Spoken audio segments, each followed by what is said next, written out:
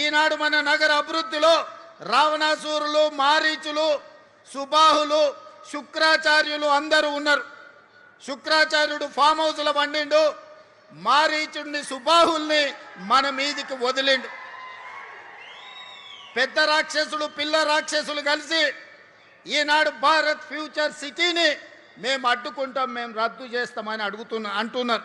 నేను అడుగుతున్నా ఇక్కడ ఉన్న యువకులను, ఈనాడు ఫ్యూచర్ సిటీని రద్దు చేయాలన్నా, ఫ్యూచర్ సిటీని విస్తరించాలన్నా? మీరు ఒక్కసారి చెప్పండి. ఈనాడు ఫ్యూచర్ సిటీ మన ఫ్యూచర్కే కాదు, మన పిల్లలు, వాళ్ళ పిల్లలు, వాళ్ళ పిల్లలు, భవిష్యత్ తరాలకు గొప్ప ఫ్యూచర్ను అందించడమే కాదు, భారతదేశానికే కాదు ప్రపంచానికి ఒక దిక్సూచిగా, ఒక గొప్ప నగరంగా తీర్చిదిద్దాలి అని ఈనాడు మన ప్రభుత్వం సంకల్పంతో ఈ కార్యక్రమాన్ని తీసుకున్నది.